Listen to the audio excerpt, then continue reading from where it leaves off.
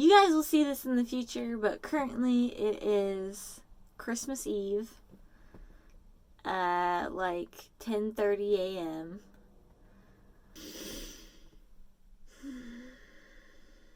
I don't even know what to say.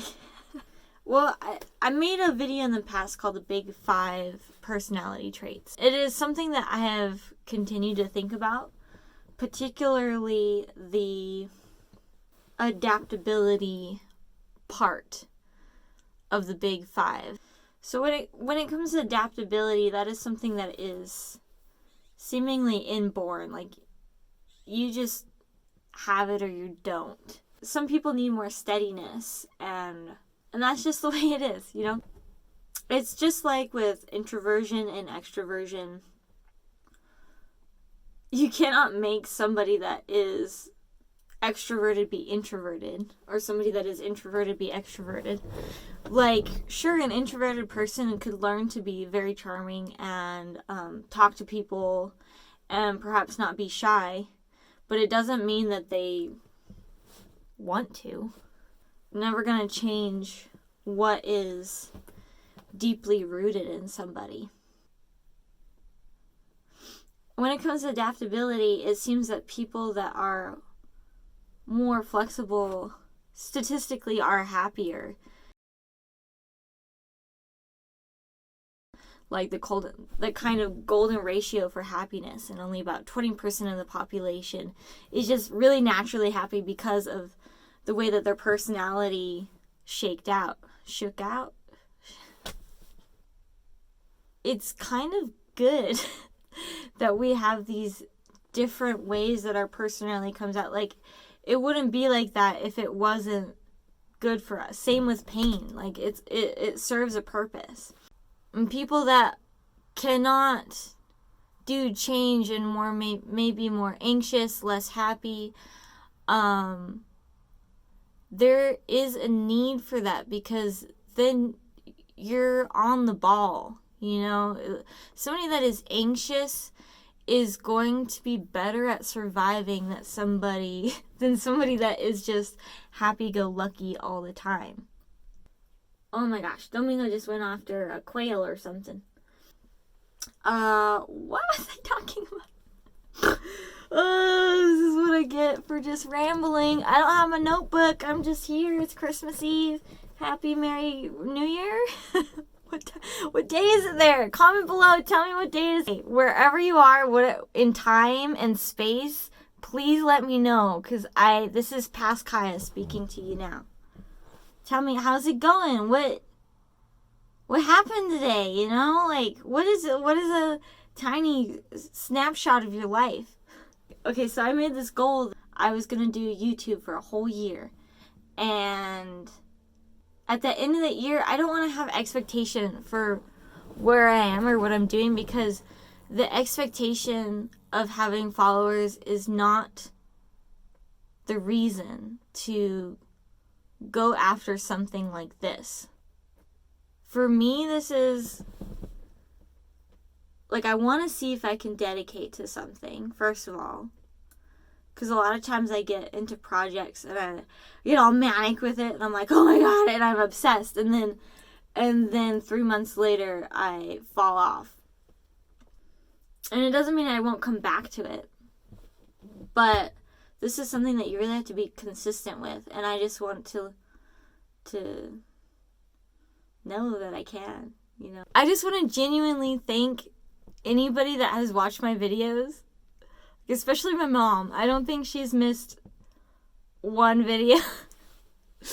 And that support and the feedback that you guys have given me has been so encouraging and so lovely.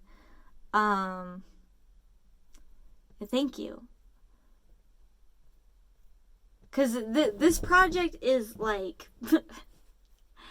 just me going through it too, you know? Like, I'm sorry if I ever come off like, I know this and let me learn ya.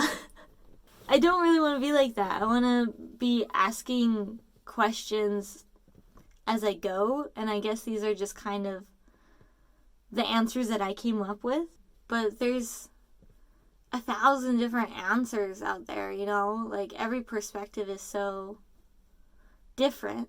To, like, lend your experience to this library of the internet of human existence.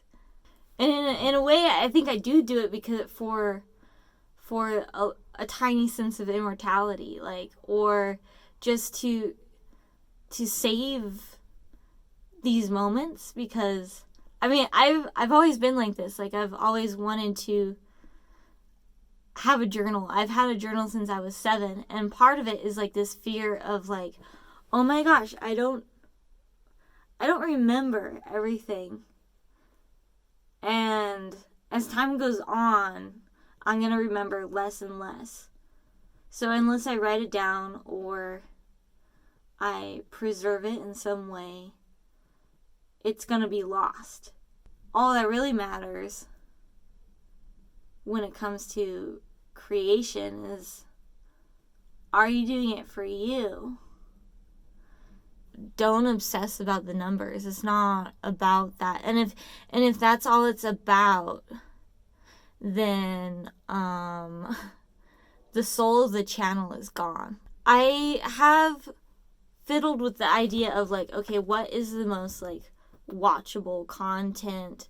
Where can I find like the specific audience? Like I could just do like psychology.